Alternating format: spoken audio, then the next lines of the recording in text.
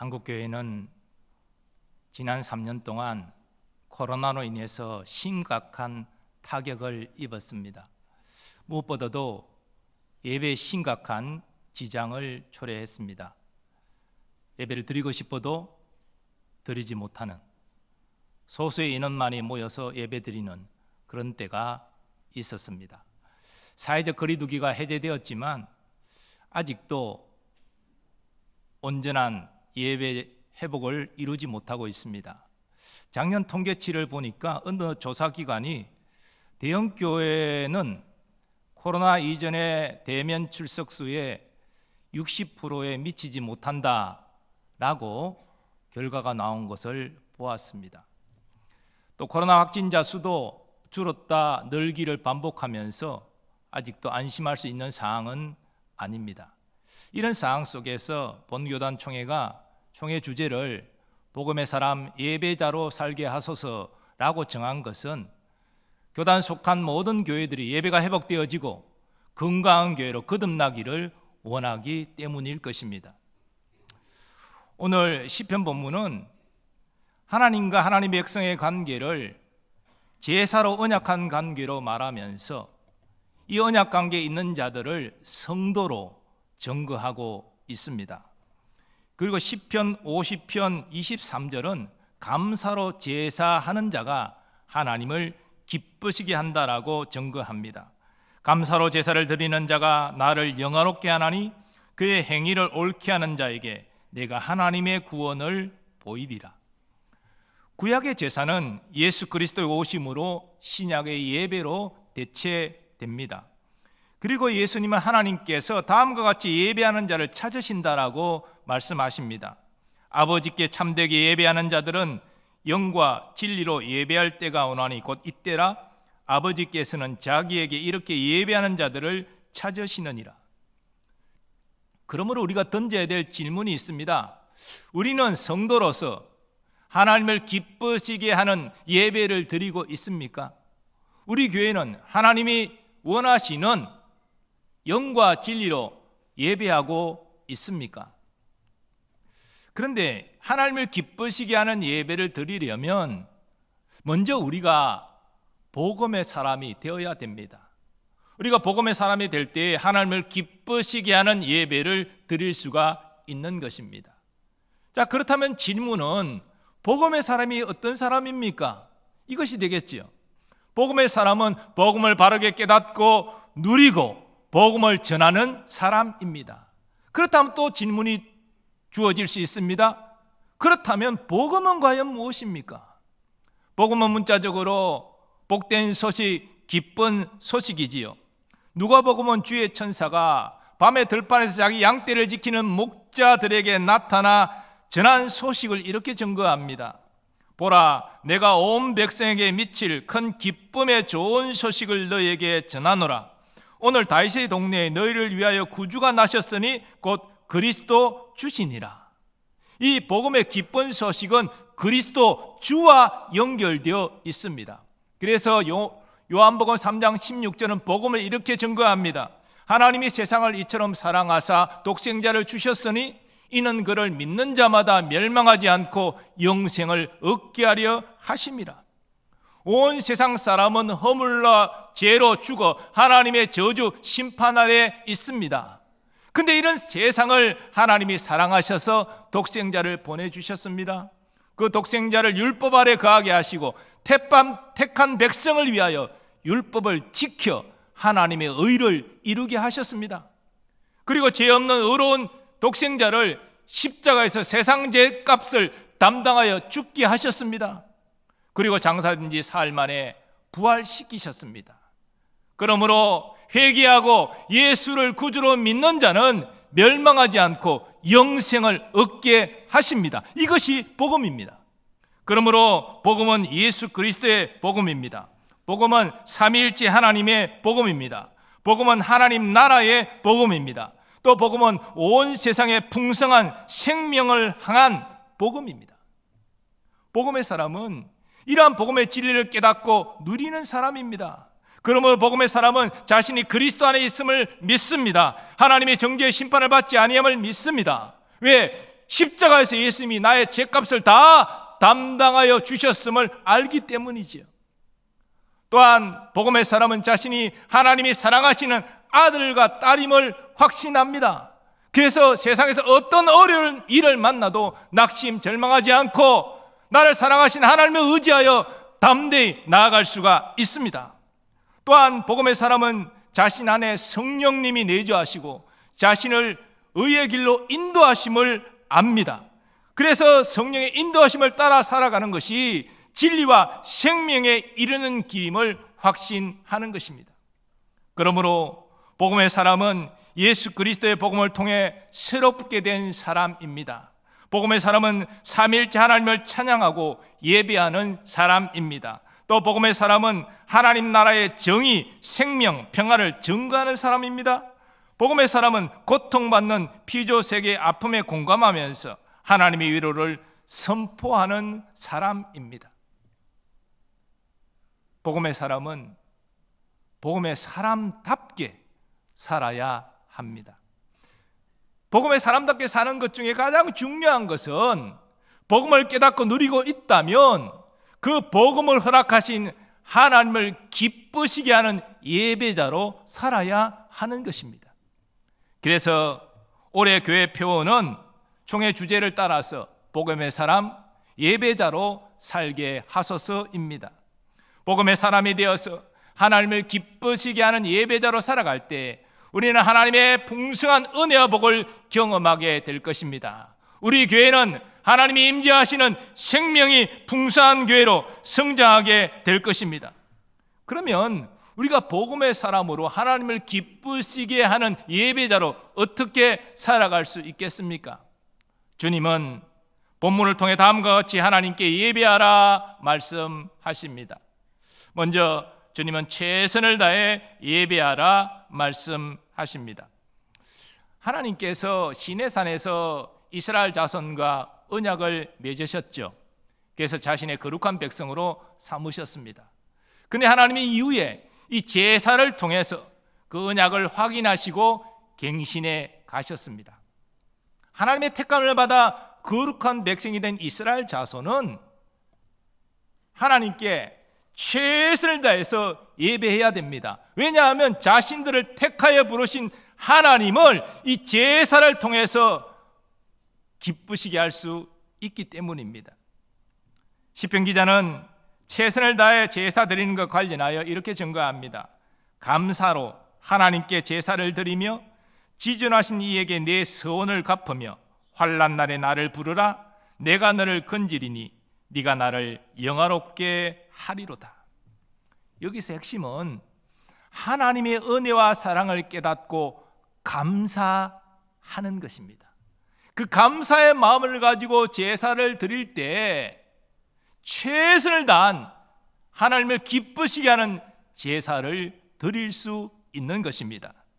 구약의 제사는 말씀드린 대로 예수 그리스도의 오심으로 신약의 예배로 대체되었습니다. 예수님께서 대제사장으로서 자신의 몸을 화목제물로 드리셨을 때 지성소의 휘장이 찢어져 나누어졌습니다. 구약시대는 오직 대제사장만이 속죄의 피를 가지고 향연을 바라며 지성소에 들어갈 수 있었습니다. 그러나 예수 그리스도께서 우리를 위하여 대속의 피를 흘려 주셨기 때문에 이제는 누구든지 예수 그리스도 이름으로 하나님께 나아가 하나님을 경배할 수 있게 되었습니다. 그런데 하나님을 기쁘시게 하는 예배의 원리는 하나님을 기쁘시게 하는 제사의 원리와 동일합니다. 제사의 내용 가운데 하나님을 기쁘시게 하는 핵심이 뭐라 그랬습니까? 하나님의 은혜와 사랑을 깨닫고 감사하는 마음입니다. 예배도 마찬가지입니다. 그 은혜와 사랑을 깨닫고 감사하는 마음이 내게 넘쳐날 때 우리는 최선을 다한 예배를 하나님께 드릴 수 있는 것입니다. 신약학자들은 우리 영혼이 거주하는 것이 우리 인격의 중심이라고 말하지요. 우리 지정의의 인격 중심에 우리의 영혼이 거주한다라고 말합니다. 그러므로 영으로 하나님께 예배한다는 것은요, 우리의 전 인격으로 온 마음을 다해 하나님께 예배하는 것입니다. 바로 감사하는 사람이 그렇게 온 마음을 다해 최선을 다해 하나님께 예배할 수 있다는 것이죠. 하나님은 그러한 예배를 기쁘시게 받으신다는 것입니다. 하나님이 우리에게 요구하시는 최선의 것은 많은 예물이 아닙니다. 많은 예물을 하나님께 드린다 할지라도 그 가운데 감사의 마음이 담겨져 있지 않다면 하나님을 기쁘시게 할 수 없습니다. 우리는 그러한 사실을 가부의 2렙돈 헌금을 통해서 확인할 수 있습니다. 예수님이 바라보실 때 부자들은 많은 헌금을 헌금기에 넣었습니다. 근데 가난한 가부가 2렙돈, 일당 10만 원으로 치면 오늘날 15,000원 정도에 불과한 그 금액을 넣었습니다. 근데 예수님은 그 가부를 지명하면서 저 가난한 가부가 가장 많은 헌금을 했다라고 칭찬하셨습니다. 왜 그렇습니까? 가부는 비록 2렙돈의 적은 금액을 헌금했지만 그것은 그녀의 생활비 전부였습니다. 그 2렙돈을 헌금하고 나면 오늘은 빵을 사지 못하고 굶어야 됩니다. 그러나 이 가부는 주의 은혜에 너무 감사해서 자신이 있는 모든 것을 드리기를 원했습니다. 그래서 전 재산을 하나님께 드린 것입니다. 하나님 그 가부의 감사하는 마음의 중심을 보셨습니다. 그래서 예수님께서 가장 큰 헌금을 했다 칭찬하신 것입니다. 그러므로 올해 우리가 하나님이 기뻐하시는 예배자가 되기 위해서 먼저 회복해야 될 것은 감사입니다. 하나님이 내게 이런 은혜와 사랑을 베풀어 주셨습니다. 그걸 깨닫고 감사와 감격을 회복하는 것이 먼저입니다. 감사와 감격을 회복하면요, 자연스럽게 온 마음을 다해 최선을 다해 하나님께 예배하게 되는 것입니다.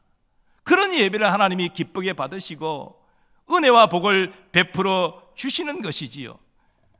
하나님이 베풀어 주신 그 은혜와 사랑을 감사하는 감격이 회복됨으로 최선을 다해 하나님께 예배하는 우리가 되기를 소원합니다. 두 번째로, 주님은 하나님과의 인격적인 만남을 추구하라 말씀하십니다. 우리가 예배와 관련해서 또 중요히 여겨야 될 것은요, 하나님과의 인격적인 만남입니다. 왜 하나님께서 구약 레위기를 통해서 여러 가지 제사 제도를 이스라엘 자손에게 주셨습니까? 그 제사의 규례를 따라 행할 때에 하나님이 자기 백성을 만나시겠다는 말입니다.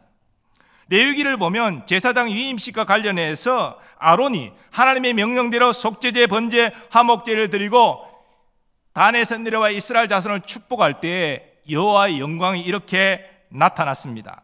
여호와의 영광이 온 백성에게 나타나며 불이 여호와 앞에서 나와 제단 위에 번제물과 기름을 사른지라 온 백성이 이를 보고 소리 지르며 엎드렸더라. 여러분, 이 장면은 하나님이 정하신 규례대로 제사를 드렸을 때 하나님이 이스라엘 백성 가운데 그 영광을 나타내신 것입니다. 이스라엘 자손을 만나시는 것입니다. 개인적인 측면에서도 마찬가지입니다. 어떤 개인이 범죄함을 깨닫고 속죄 제사를 규례대로 드립니다. 그랬을 때 제사장은 그의 죄가 사함을 받았다라고 선포하게 되는데요, 사실 이 제사장은 중보적 역할입니다. 하나님의 대행자입니다. 하나님의 말씀을 전하는 것입니다. 너 죄가 용서받았다, 사함받았다라고 선포하는 것은요, 그 죄인에게 하나님이 지금 말씀하시는 것입니다. 바로 하나님이 그 죄인을 만나 주신다는 것이죠.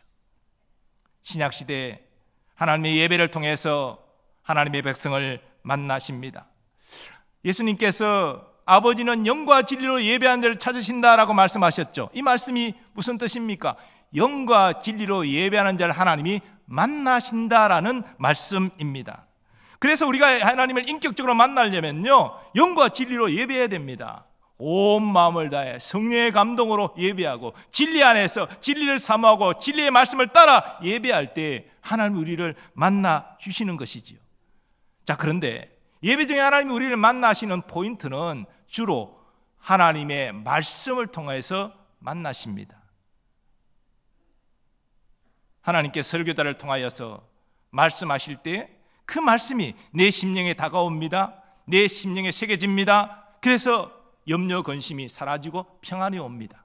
두려움이 사라지고 담대함이 생깁니다. 삶의 꼬인 문제를 해결할 지혜가 떠오릅니다. 이것이 무엇입니까? 말씀을 통하여 하나님이 지금 만나고 계신다는 것입니다.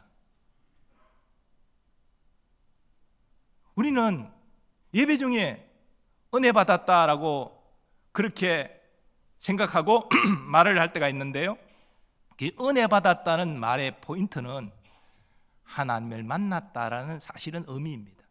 하나님이 나를 만나 주셨어.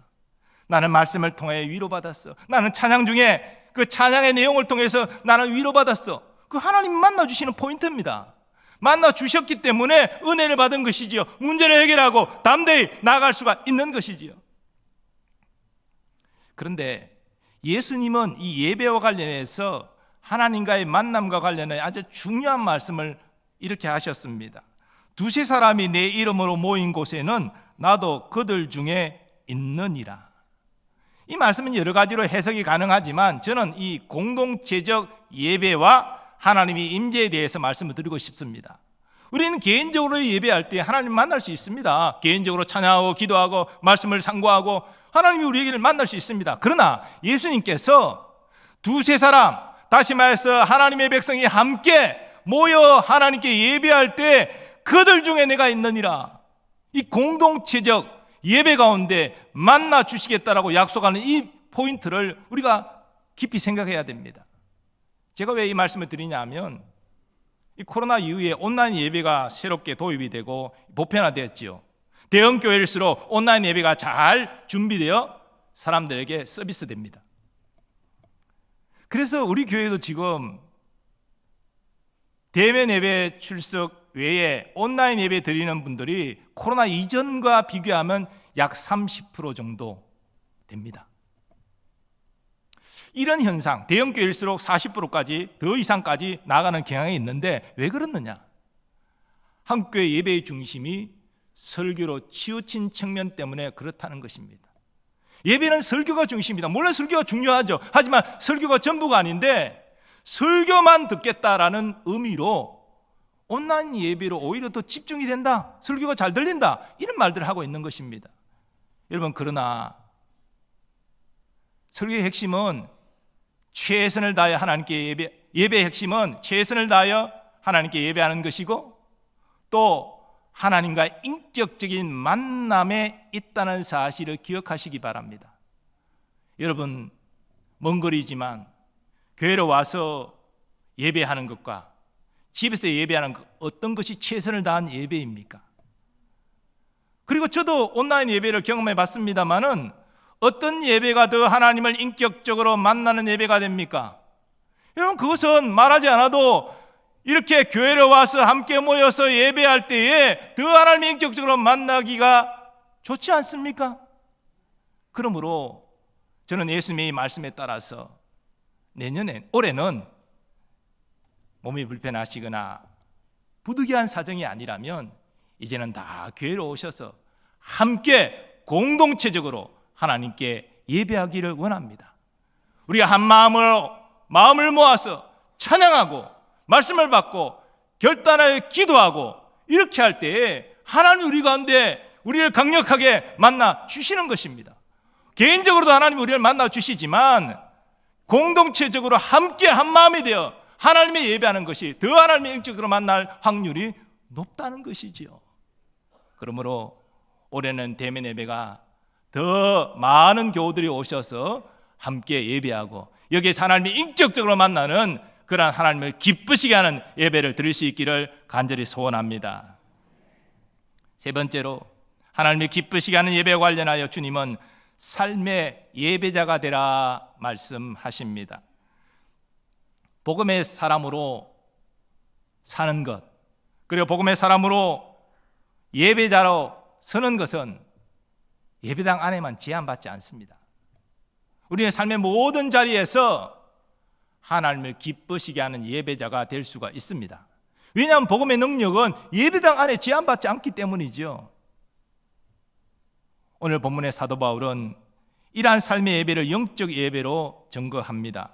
그러므로 형제들아, 내가 하나님의 모든 자비하심으로 너희를 권하노니 너희 몸을 하나님이 기뻐하시는 거룩한 산 제물로 드리라. 이는 너희가 드릴 영적 예배니라. 예수님은 이 영적 예배를 성도의 착한 행실로 말씀하십니다. 하나님의 자녀가 세상 사람들 앞에서 착한 행실을 나타낼 때 그들이 감동받고 하나님께 영광을 돌리게 된다는 것입니다. 이같이 너희 빛이 사람 앞에 비치게 하여 그들로 너의 착한 행실을 보고 하늘에 계신 너희 아버지께 영광을 돌리게 하라. 흔히 주일을 거룩한 날이라 말하지요. 우리 예수님께 우리 죄를 대속하시고 죽으셨다가 부활하신 날이 주일이니 거룩한 날이 맞지요.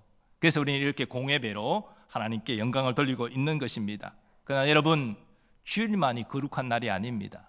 주일 지난 월요일도 거룩한 날이고 우리가 살아가는 모든 날들이 거룩한 날입니다. 왜? 하나님은 예배당 안에 제한되어 있지 않아요. 주일만 일하시지 않아요. 우리 모든 삶의 자리에서 매일매일 역사하는 분이십니다. 그러므로 하나님 앞에서 우리는 매일을 예배자로 살아야 마땅한 것입니다.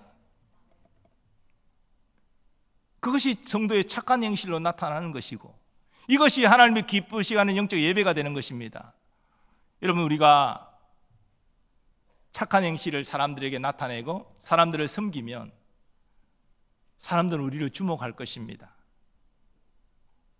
그리고 그러한 착한 행실을 나타내도록 은혜를 주신 하나님을 찾게 될 것입니다.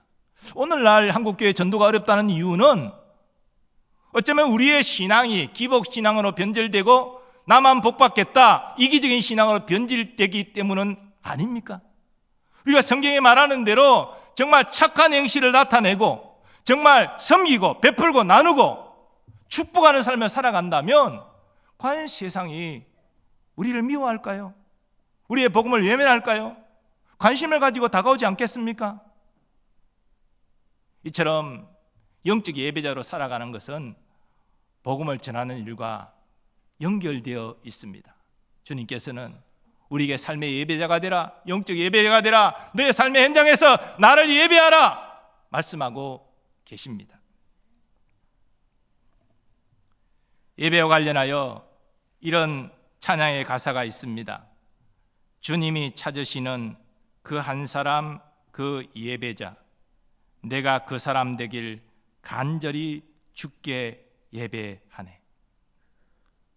우리 주님께서 영과 진리로 예배하는 자를 찾으십니다. 우리가 주님이 찾으시는 그 예배자가 되기를 원합니다.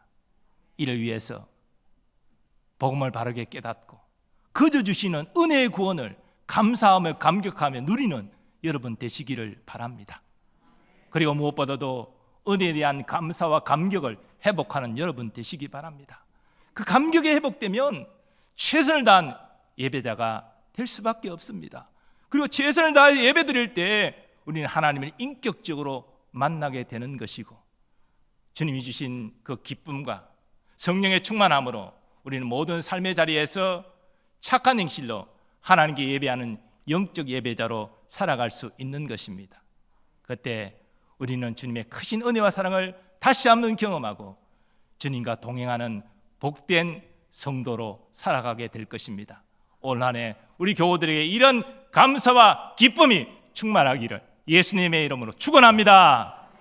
이제 다 일어나셔서 참된 예배자로 살아가기로 결단하며 하나님을 찬양하겠습니다.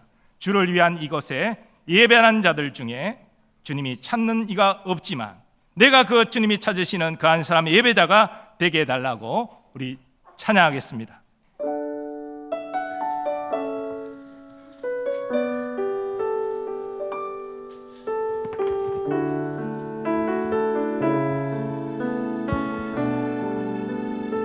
주를 위한 이곳에 주를 위한 이곳에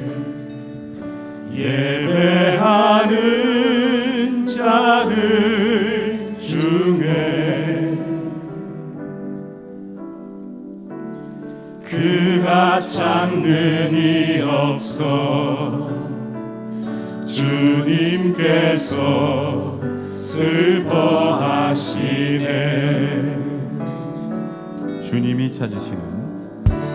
주님이 찾으시는 그 한 사람 그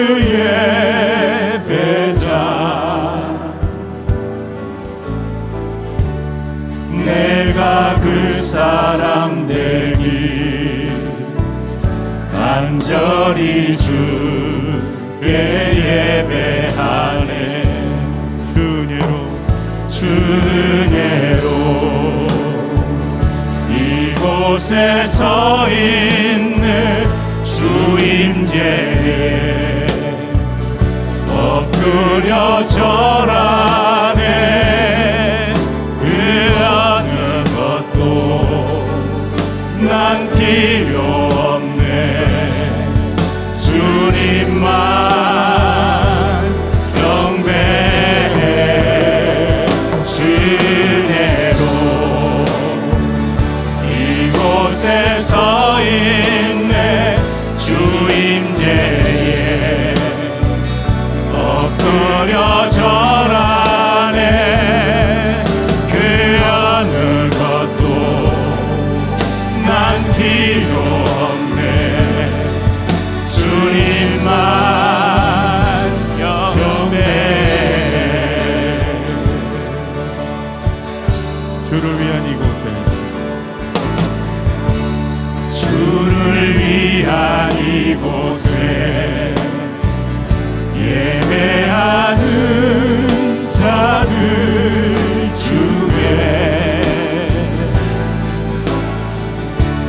그가 찾는 이 없어. 주님께서 슬퍼하시는 주님이 찾으시는 그 한 사람, 주님이 찾으시는 그 한 사람, 그 예배자. 내가 그 사람 되기 간절히 주께 예배하네. 주 은혜로 이곳에 서 있네. 주 임재에 엎드려 절하네. 그 어느 것도 난 필요 없네. 주님만 경배해. 주 은혜로 이곳에 서 있네. 주 임재에 엎드려 절하네. 그 어느 것도 난 필요 없네. 주님만 경배해.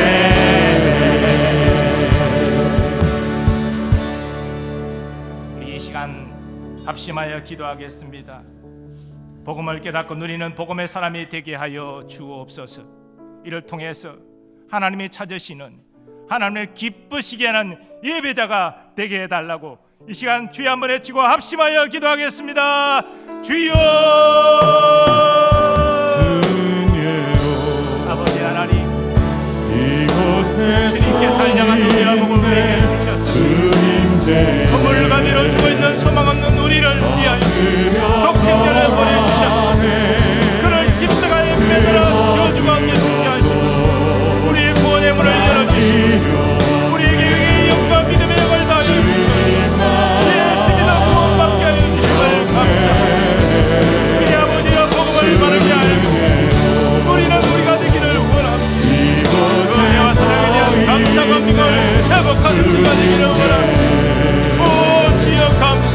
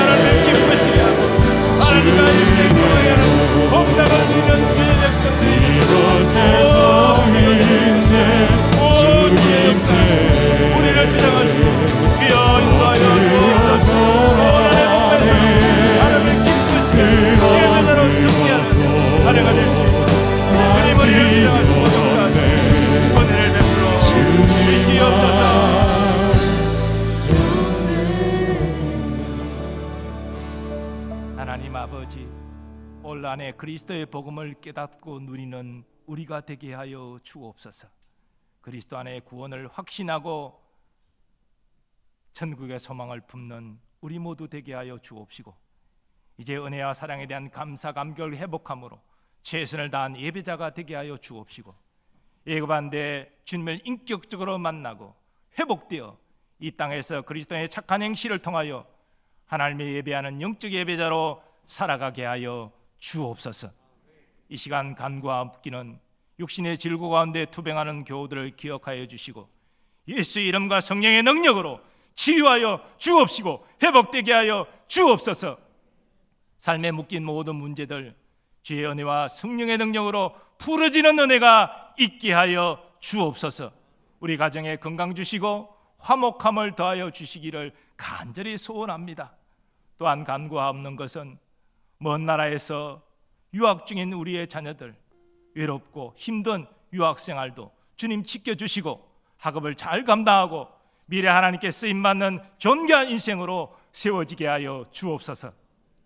또 군에 있는 우리의 자녀들을 기억하여 주시고 안전하게 제대할 수 있도록 하나님 붙들어 주옵소서. 선교사님들과 그 가족들을 보호하여 주시고 힘있게 사역할 수 있도록 주여 도와 주옵소서. 오늘도 주의 몸된 교회를 섬기는 모든 일꾼들을 기억하시고 은혜와 복을 충만히 내려 주옵소서. 올해 우리나라와 우리 민족에게도 주의 자비와 긍휼을 베풀어 주시사 어려운 경제를 회복하게 하여 주옵시고, 그리고 대립된 국론을 하나로 통합되게 하여 주옵시며, 남북의 평화 복음 통일을 꼭 이루어 주셔서 함께 하나님께 예배하고 주의 재림을 예배하는 선교 민족으로 세워지게 하여 주옵소서.